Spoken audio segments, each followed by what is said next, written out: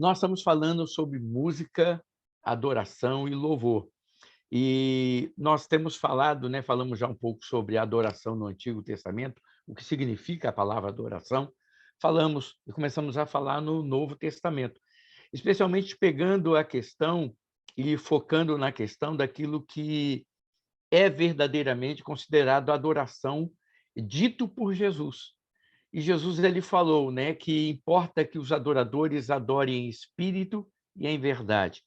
E nós exatamente terminamos falando um pouco sobre este assunto, falando que para sermos adoradores em espírito e em verdade, nós precisamos primeiro então o quê? Sermos remidos do nosso pecado. Então, nós só podemos nos aproximar de Cristo, aí nós vimos isso através do sangue. É o sangue de Jesus que nos propicia, que nos dá a condição de nos aproximarmos de Jesus para adorá-lo.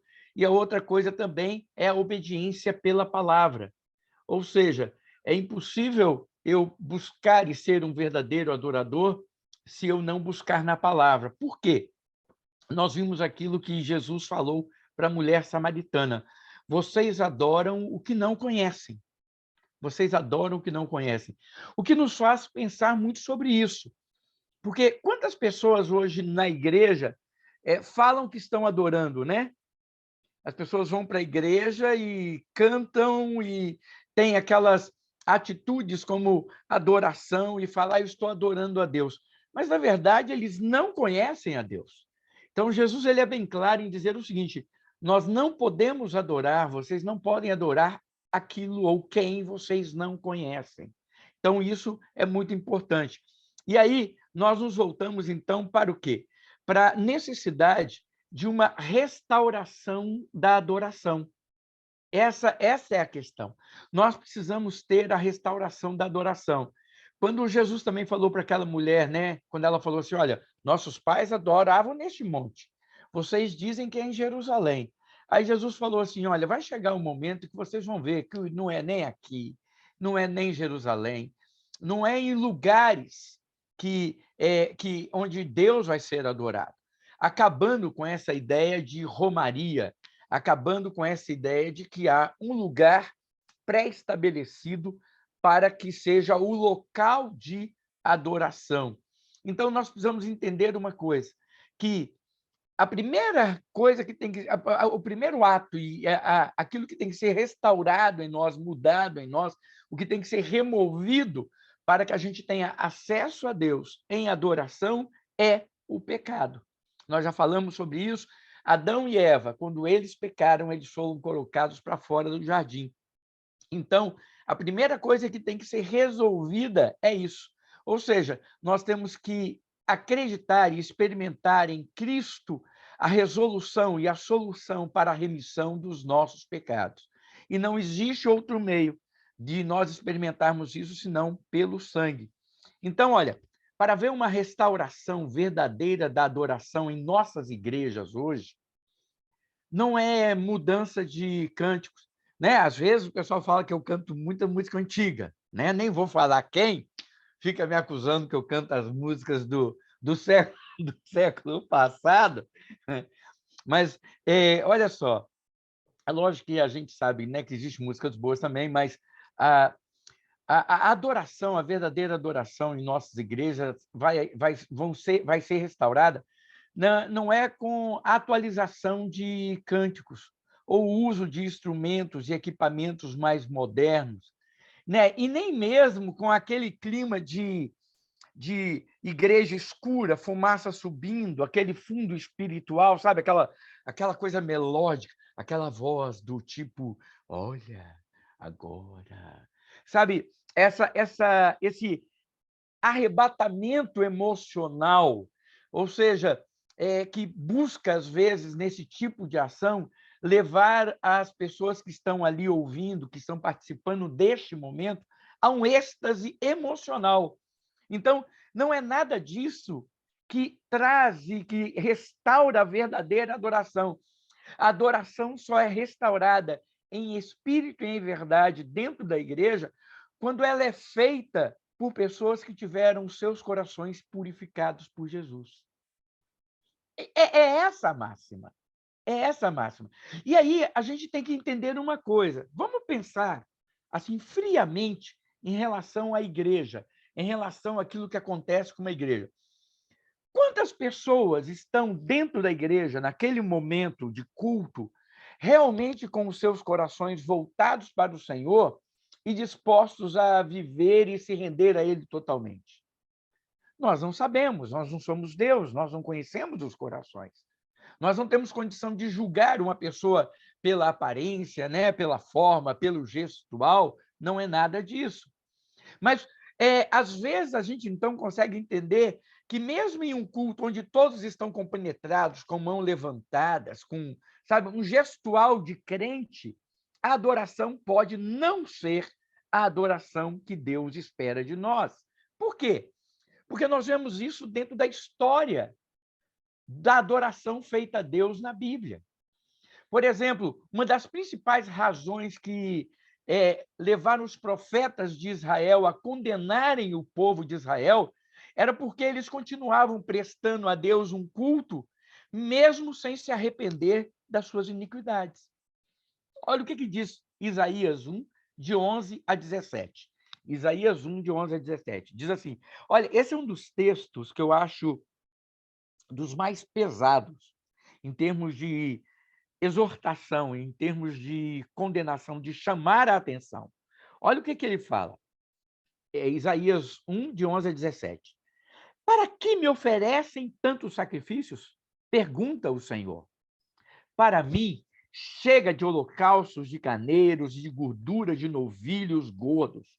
Não tenho prazer no sangue de novilhos, de cordeiros e de bodes. Quando lhes pediu que viessem à minha presença, quem lhes pediu que pusesse os pés em meus átrios? Parem de trazer ofertas inúteis. O incenso de vocês é repugnante para mim. Luas novas, sábados e reuniões, não consigo suportar suas assembleias cheias de iniquidade, suas festas de lua nova e suas festas fixas. Eu as odeio. Tornaram-se um fardo para mim. Não as suporto mais. Quando vocês estenderem as mãos em oração, esconderei de vocês os meus olhos. Mesmo que multipliquem as suas orações, não as escutarei. As suas mãos estão cheias de sangue. Lavem-se, limpem-se, removam suas más obras para longe da minha vista. Parem de fazer o mal, aprendam a fazer o bem. Busquem a justiça e acabem com a opressão. Lutem pelos direitos do órfão, defendam a causa da viúva. Pesado isso, não é? Olha essa frase. Não consigo suportar suas assembleias cheias de iniquidade. O que Deus está falando aqui para o povo de Israel é o seguinte: eu não suporto o culto que vocês me dão. Eu não suporto o culto que vocês me dão. Por quê? Porque o coração de vocês está cheio de iniquidade. Porque o coração de vocês está cheio de pecado. Porque vocês comparecem à minha presença com um coração impuro. Irmãos, eu acho isso tão pesado, eu acho isso tão forte, porque nós falamos de adoração, nós falamos de cultuar ao Senhor, e nós precisamos entender o seguinte: Deus só vai estar presente, a Bíblia fala que Deus está presente no meio dos louvores, que Deus se manifesta no meio dos louvores, que Deus faz morada. E a Bíblia fala que nós devemos adorá-lo, porque ele é Deus. Então, quando nós adoramos a Deus, seja num culto, seja em todo o tempo, seja em nossas vidas, nós precisamos entender uma coisa: é vigiarmos constantemente, é estarmos atentos constantemente em relação àquilo e como nós comparecemos diante do Senhor. Porque hoje as pessoas acham que cultuar a Deus e adorar a Deus é cantar, é fechar os olhos, é fazer jejum, é cair de joelhos, é levantar as mãos, é chorar, é se emocionar. Aí Deus vem e fala: olha, eu estou farto das festas, eu estou farto dos cultos, eu estou farto daquilo que vocês têm apresentado para mim como sendo oferta para mim, mas eu não suporto o que vocês me dão. Eu não aguento mais. Aí eu fico pensando, se Deus falasse do nosso culto hoje, o que ele diria? E quando eu falo do nosso culto, eu não estou aqui pensando no culto que a Thelma presta, que o Edson presta, que o Rodolfo, que a Dulcineia, que o Vladimir presta. Não. Eu não estou pensando no culto, quando eu falo nosso, eu não quero dizer aqui no culto que a Igreja Brasileira da Esperança presta. Eu estou pensando no nosso culto, pensando em mim como igreja, eu como igreja. Se Deus fosse falar sobre o culto que eu presto, o que ele falaria? Será que ele não usaria termos como esse? Olha, Elcio, eu estou farto, hein? Olha, Elcio, você chega perto de mim, mas eu estou cansado.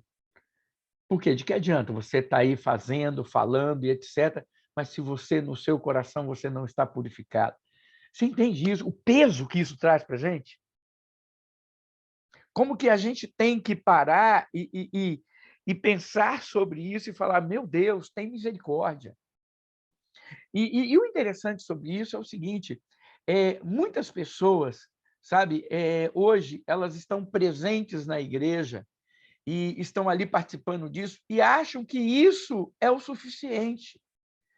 Mas essa advertência, ela é uma advertência realmente tremendamente séria para os dias atuais. Essa é uma advertência para nós hoje.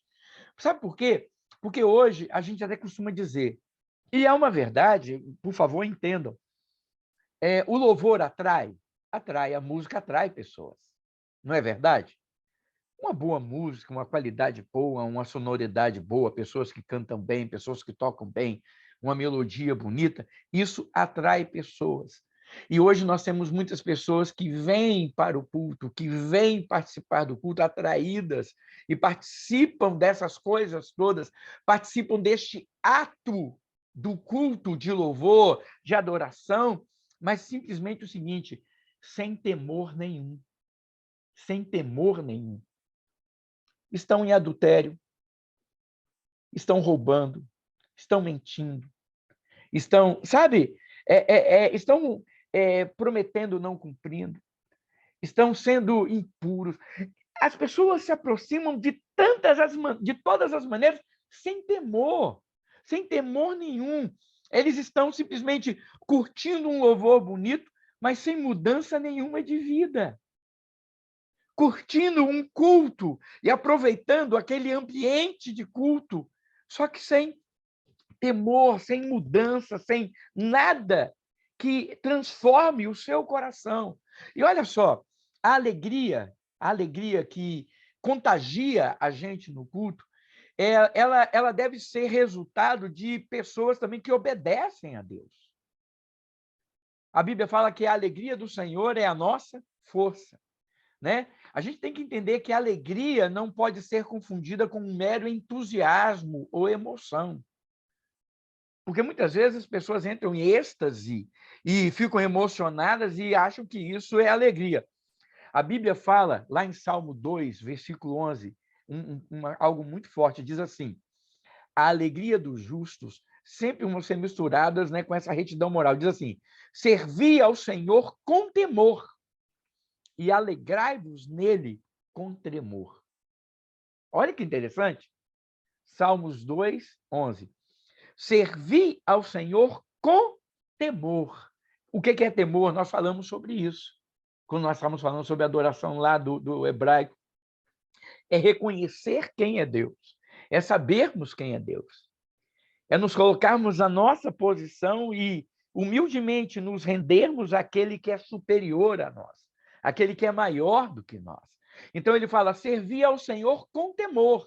Ou seja, serve ao Senhor reconhecendo quem ele é e quem nós somos. Mas aí ele vai mais longe e ele fala, e alegrai-vos nele, mas com tremor. Com tremor. Quer dizer, você se alegre no Senhor, mas seja reverente, não se alegre de qualquer maneira, não se deixe levar pelas emoções baratas, saiba diante de quem você está se alegrando. E o interessante é que a Bíblia fala sobre a necessidade de termos essa alegria, que é resultado dessa transformação que Deus opera em nós. É por isso que a adoração, Eu não sei se vocês vão entender agora, vocês vão entender. Já percebeu que, por exemplo, a gente faz uma distinção entre louvor, cânticos de louvor e cânticos de adoração. Não é assim que a gente faz a distinção? Quem ministra, quem está à frente cantando, sempre fala, nós vamos cantar músicas de louvor. Músicas de louvor são aquelas músicas rápidas. Pelo Senhor, marchamos sim, seu exército, né? Aí, então, a gente fala, esse é o louvor. E qual é a música da adoração? É aquela, né? Me rendo aos teus pés, venho rasgar meu coração, abrir. Vocês estão entendendo como é que é o negócio? E a Bíblia fala que é o seguinte, e aí entra aquela ideia de que no momento de adoração é como se a alegria fosse tirada e houvesse simplesmente uma contrição, sabe? Aquela coisa mais introspectiva, aquela coisa mais, olha, que é o momento em que a gente chora, que é o momento que a gente se emociona, que é o momento que a nossa alma passa por todas essas variações de emoções. E o interessante é que a Bíblia fala que a alegria tem que estar presente na adoração. Ou seja, adoração não é um ritmo que eu canto. Adoração não é um estilo de música que eu canto. Adoração é a posição que eu tenho diante do Senhor. É quando eu sirvo com temor, mas eu me alegro com tremor. Eu me alegro por saber quem Ele é. E a Bíblia fala que o maior exemplo de alegria que nós podemos ter em toda a nossa vida é Jesus Cristo. A Bíblia diz assim em Hebreus 1:9: amaste a justiça e odiaste a iniquidade. Olha o que a Bíblia fala que Jesus fez. Amaste a justiça e odiaste a iniquidade. Por isso, Deus, o teu Deus, te ungiu com óleo de alegria como a nenhum dos teus companheiros. Sabe o que esse texto diz? Esse texto diz o seguinte, que quando Jesus vinha andando com os discípulos, ele era o mais alegre de todos eles. Eu sei que parece uma visão contraditória em relação àquilo que a gente vê nos filmes, não é? Porque, eu não sei se vocês já viram, todo filme que aparece de Jesus, a gente vê ele sempre, né? A Bíblia fala, Jesus chorou, não fala que Jesus riu. Eu já vi, olha, eu já vi uma pregação sobre isso. A Bíblia não fala que Jesus riu, só que ele chorou. Varão de dores. Ele tinha um peso tão grande para carregar da missão que ele tinha aqui, era tão pesado que ele sempre estava, então, com aquela cara de tristeza e tudo. Mas a Bíblia diz exatamente o contrário. A Bíblia fala que, de todos os companheiros que estavam ao seu redor, ele era o mais alegre de todos. Ou seja, a nossa vida de adoração tem que ser uma vida de alegria. Tem que ser uma vida que demonstre e que reflita quem Deus é para nós, sabe? E aí entra um outro lado. Tudo isso que a gente está falando sobre a posição, sobre o que é adoração, para depois falarmos sobre música, sobre falar sobre louvor. Mas o interessante é que vocês já perceberam que a maioria dos crentes, depois que se convertem, parece que, infelizmente, ao invés de ficarem mais alegres, ficam mais taciturnos, mais fechados. Eles eram de um jeito quando não eram crentes. Agora que se tornam crentes, parece que a alegria é roubada do coração de muitos. Não se ri tanto, não se diverte tanto. Não. Uma vez, eu vou ser sincero, uma vez eu vi um pastor que chegou para mim e falou o seguinte, que eu tinha que falar mais baixo, com menos alegria, assim, com uma forma mais mansa, porque isso demonstrava que eu precisava conhecer mais o Senhor. Porque, na verdade, ele achava que eu falava com muita expressão. Na verdade, o que eu quis dizer, eu falava com muita alegria. Então, eu tinha que ser assim, ter o rosto um pouco mais fechado na hora de falar para a igreja, de estar na frente da igreja. Falar, sabe, com a voz um pouco mais piedosa. Falar de uma forma, por ele, chamada mais mansa, né? Porque eu falava muito espalhafatoso, falava muito alto, falava gesticulando, falava rindo. Irmãos, essa é a alegria que o Senhor me deu. Essa é a forma que eu adoro o Senhor. Se tem aquele que é naturalmente de outro jeito, perfeito. Mas a gente não pode falar de forma e a gente não pode falar de modelo pré-estabelecido para sermos adoradores. É interessante que a Bíblia chama muito a atenção sobre a forma e o que nós devemos fazer para nos apresentarmos diante do Senhor, não de uma forma física, não de uma forma de postura, mas de uma forma de caráter, de coração. E ele fala sempre sobre a questão de não sermos levianos. O profeta Amós, ele fez um apelo dramático ao povo de Israel, condenando a leviandade de Israel. Por quê? Porque eles celebravam todas as festas, todos os cultos, tudo aquilo que tinha para ser feito, só que com pecado no coração. Então ele fala o seguinte, que nenhum culto, por mais que haja louvor, adoração exuberante, por mais que se busque agradar a Deus, nenhum culto vai ser adoração em espírito e em verdade, se não houver obediência à palavra e rendição ao Senhor. Amós 5, 21, 22 diz assim: aborreço, desprezo as vossas festas, e com as vossas assembléias solenes não tenho nenhum prazer.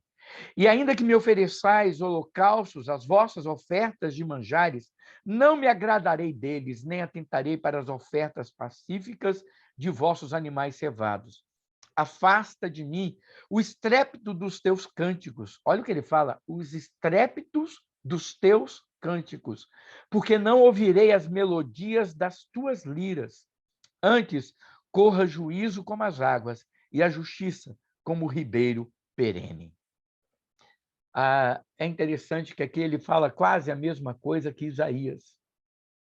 Amós está falando quase a mesma coisa que Isaías. Olha, eu não suporto o culto de vocês. Então, irmãos, a primeira coisa que nós precisamos ter em mente é o seguinte: é a nossa, é a minha, é a sua responsabilidade pessoal de comparecer diante de Deus para adorá-lo em espírito e em verdade. E é interessante que no texto de Isaías, capítulo 1, nós temos uma das passagens mais mais fortes, né? Chamando o povo ao arrependimento. Naquele mesmo texto em que Deus condena aquele culto, que estava sendo feito de qualquer maneira, nós encontramos ali um dos mais emocionantes apelos de Deus aos homens para que eles se arrependam dos seus pecados. Isaías 1,18, ele fala assim: ainda que os vossos pecados são como escarlate, eles se tornarão brancos como a neve. Ainda que são vermelhos como o carmesim, se tornarão como a lã. Aí entra a questão. Diante deste fato, olha o convite que Deus fez para as pessoas lá em Isaías capítulo 1. Nós lemos que Jesus ele pode nos purificar de todo e qualquer pecado. Então a grande questão é o seguinte: não há nenhuma razão para nenhum de nós como crentes comparecermos de forma desqualificada em adoração diante do Senhor. Não é verdade? Nenhum de nós precisamos comparecer de forma desqualificada diante do Senhor. Por quê? Porque a Bíblia fala que o sangue de Jesus nos purifica de todo o pecado. Então, irmãos, nenhum de nós precisa oferecer a Deus uma adoração, um culto que não seja perfeito, que não seja aquela adoração que ele quer receber, que ele busca receber. Por quê? Porque Jesus ele é a provisão perfeita e eficaz para nos purificar de todo o pecado e para limpar a nossa consciência de qualquer mancha. Ou seja, ele é suficiente para prover o perdão dos nossos pecados e trabalhar na nossa santificação, o que torna, então, o quê? Injustificável participar de algo sagrado como é o culto a Deus, ignorando o dever de comparecer diante dele com o coração limpo. Vocês estão entendendo isso? É injustificável. Por que é injustificável? Porque o perdão está oferecido a nós. Porque o perdão nos foi dado em Cristo. Eu não preciso de um pastor, eu não preciso de um padre, eu não preciso pagar promessa, eu não preciso da intercessão de alguém por mim, eu não preciso de dinheiro, eu não preciso da igreja, eu não preciso de nada disso para ser perdoado dos meus pecados. Eu preciso só me arrepender. Eu só preciso reconhecer o pecado que eu tenho e falar: Senhor, me perdoa. E buscar de Deus esse perdão. É só isso que eu preciso fazer. Então, irmãos, por que que eu ainda vou comparecer, vou participar de um culto com o pecado no coração, se eu posso experimentar deste perdão? Isso se torna injustificável. E essa é a razão porque nós temos que realmente ter cuidado em como nós vamos fazer isso, em como nós vamos trabalhar em cima disso. Nós precisamos restaurar a nossa adoração no sentido de que, em primeiro lugar, eu não vou permitir que o pecado continue me separando de Deus. E quando eu falo eu não vou permitir, não é porque eu tenho poder para me livrar dele, é porque eu tenho o meio de obter o perdão para o meu pecado, Cristo Jesus. Então, essa é a ideia. Então, eu vou falar assim, eu vou comparecer a Deus, diante de Deus de qualquer maneira? Não. Eu vou oferecer a Deus uma adoração que não seja adoração em espírito e em verdade? Não. Eu vou oferecer adoração em espírito e em verdade. Por quê?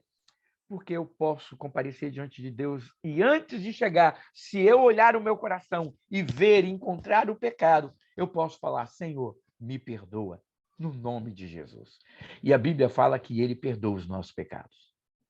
Então eu sou livre para aparecer, para comparecer, para adorá-lo. Agora, se eu ofereço uma adoração meia boca, se eu ofereço a Deus qualquer coisa, não é porque o pastor não está pregando, porque a adoração não foi boa, porque o ministro de adoração não me elevou à adoração, o louvor da igreja não foi bom, os instrumentos, nada disso.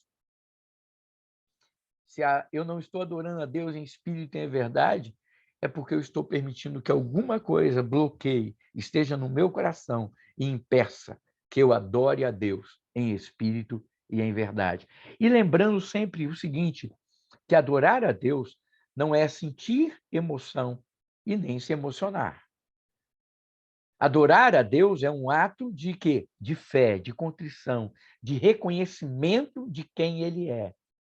E todos nós podemos fazer isso. E todos nós devemos fazer isso, independente das emoções que são produzidas em nós, independente das emoções que brotam de nós ou brotam do ambiente onde nós estamos.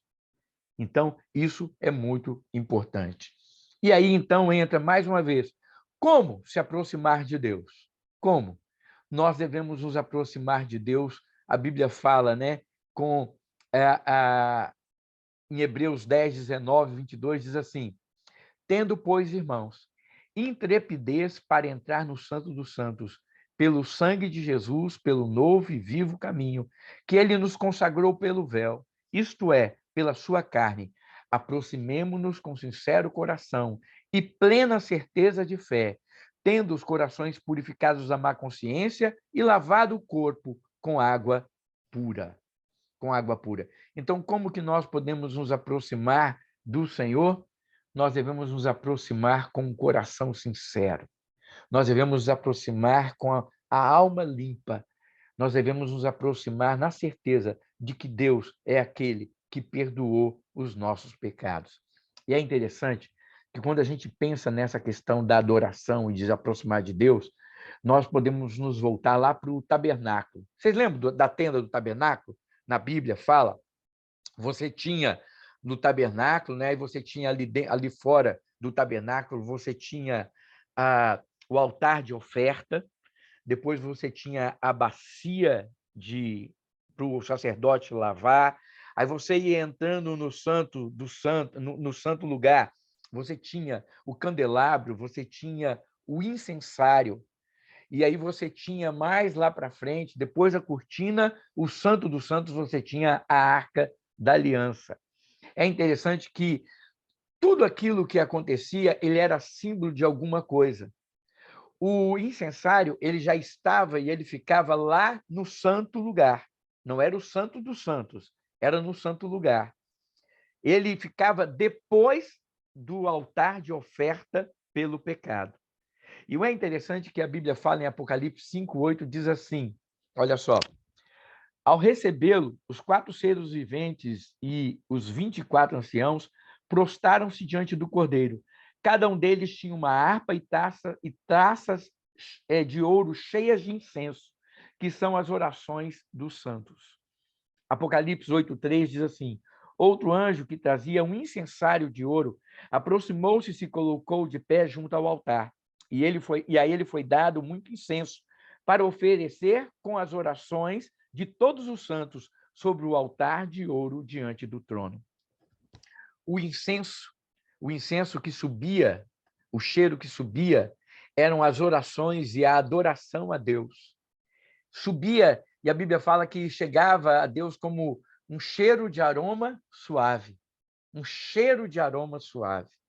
E o interessante é que o incensário ficava depois da oferta pelo pecado. Ou seja, primeiro o sacerdote tinha que oferecer oferta pelo pecado, para depois ele oferecer orações e adoração a Deus. Interessante isso, né? Primeiro ele tinha que ser redimido do seu pecado. Primeiro ele oferecia oferta pelo seu pecado e do povo, e depois, quando ele entrava no santo lugar, é que ele oferecia o incenso, que representa o quê? A oração, a adoração que chega até o trono de Deus. Então, irmãos, nenhum de nós pode comparecer diante do Senhor sem antes tratarmos do nosso pecado. Essa é a razão, amados, porque no mundo e as pessoas que não conhecem a Deus, se tornam impossível prestar a Deus um culto verdadeiramente de adoração. As pessoas cultuam, vejam bem, as pessoas cultuam. Adoram. Eu sempre uso esse termo porque é muito importante a gente dividir isso. A Bíblia fala que Deus procura verdadeiros adoradores. Por quê? Qualquer um pode adorar. Qualquer um pode adorar. Mas só aquele que é lavado e remido pelo sangue, só aquele que conhece a Jesus como Salvador, é quem pode dar a verdadeira adoração. Qualquer um pode prestar culto, mas o culto que Deus vai receber é daquele que verdadeiramente o adora, que verdadeiramente o conhece, que verdadeiramente experimentou da salvação e da regeneração que ele dá. Então, é por isso que, às vezes, ajuntamento de pessoas, grande grupo de pessoas, muita gente, muita música, muita festa, não representa verdadeira adoração. Verdadeira adoração. Por quê?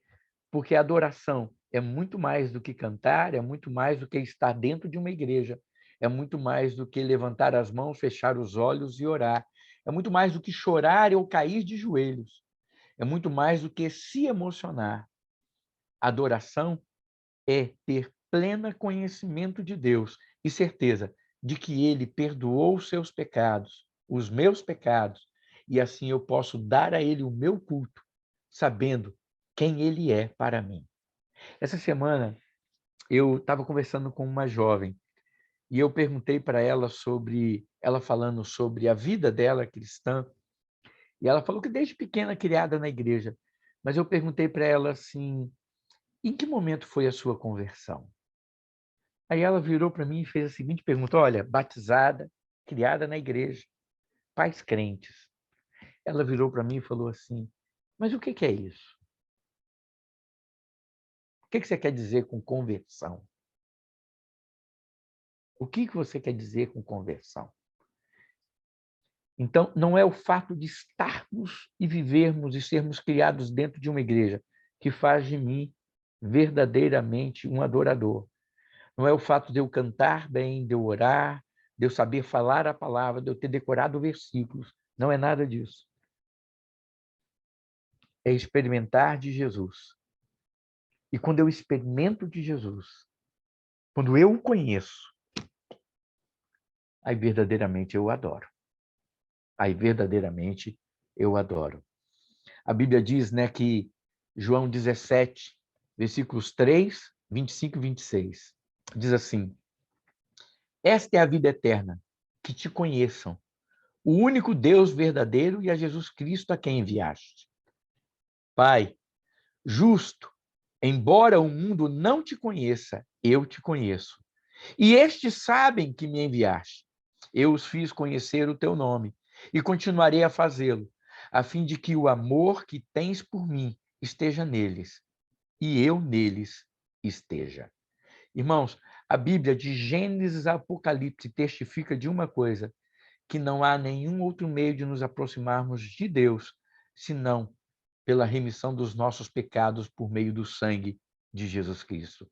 E adoração e louvor a Deus. Portanto, ouçam bem isso, essa é uma frase bem forte. Adoração e louvor a Deus, portanto, são privilégios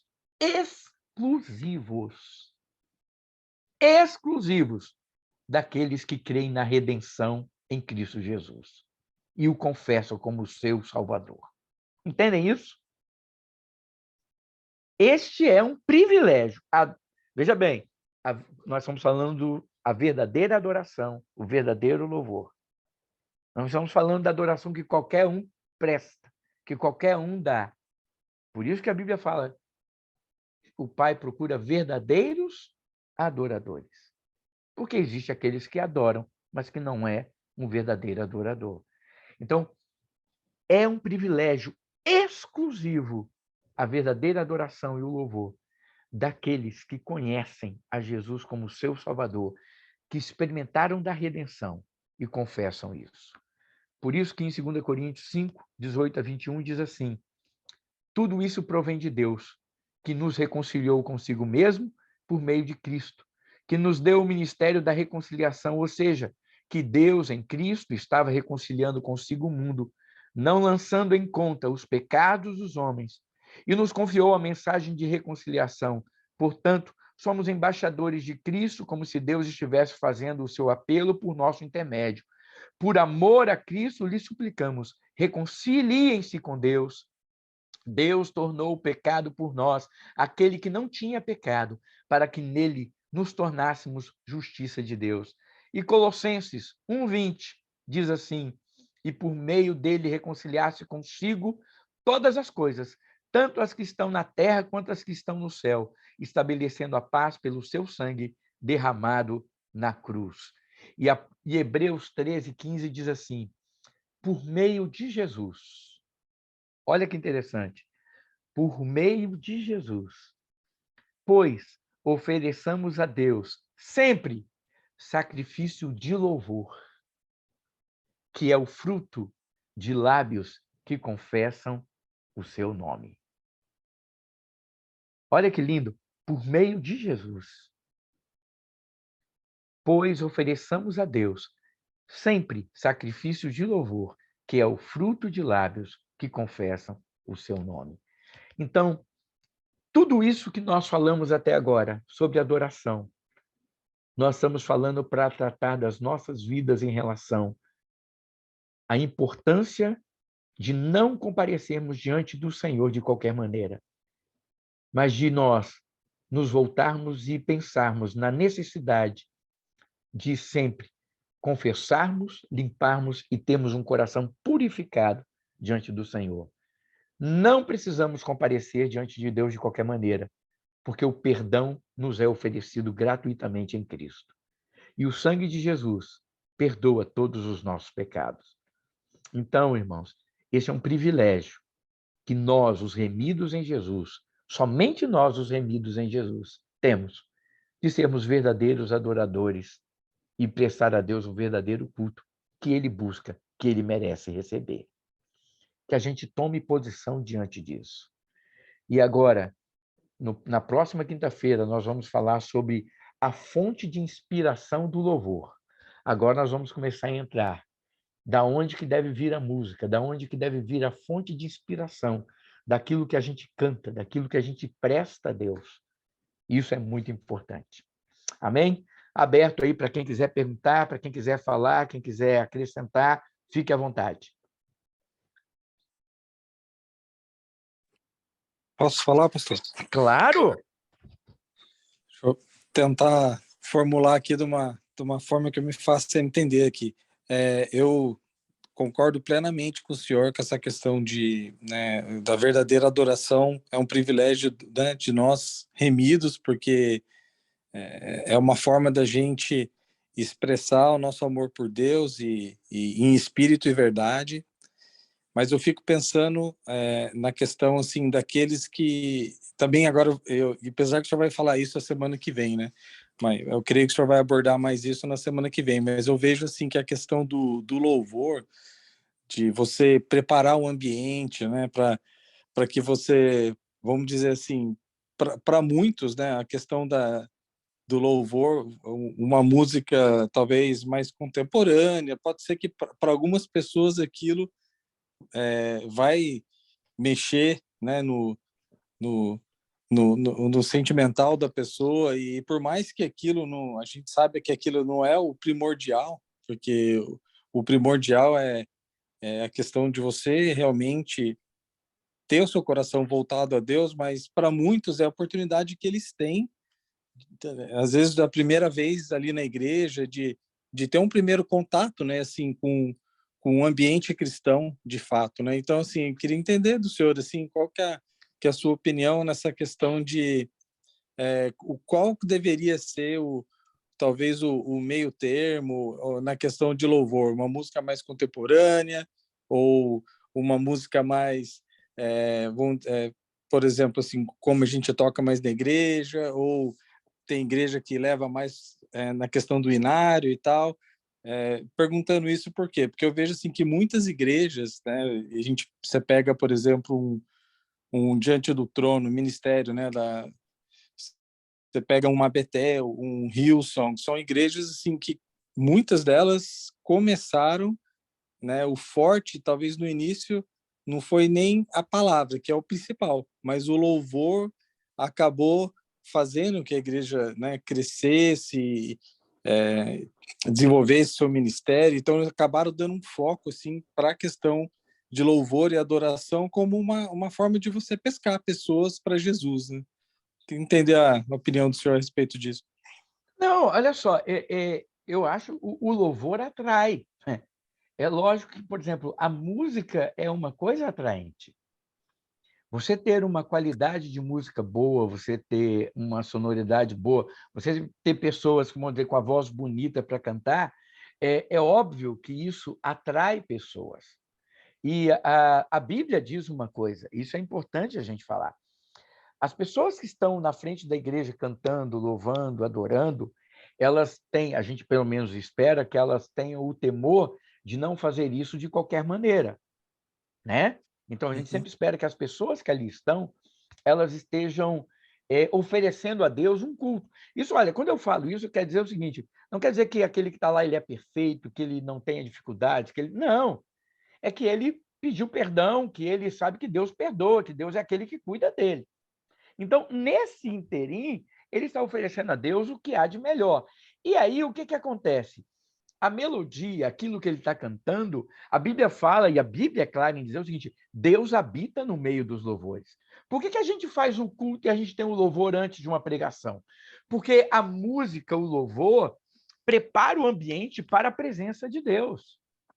Quando a Bíblia fala que Deus habita no meio dos louvores, quer dizer que quando a gente canta, ele se manifesta, ele é adorado, ele é louvado, ele habita naquele ambiente.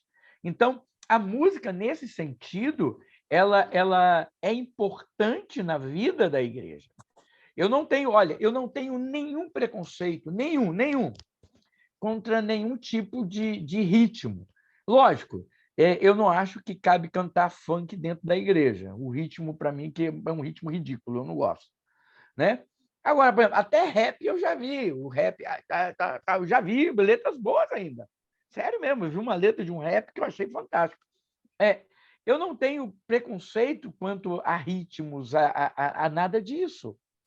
A grande questão está no seguinte: as pessoas, quando elas estão ali, elas vão se emocionar com tudo isso? Vão, porque, olha só, as pessoas se emocionam, Edson, ouvindo a música cristã, como se emocionam ouvindo uma música romântica. Eu, uma vez, eu vou citar isso aqui, eu vi um acontecimento,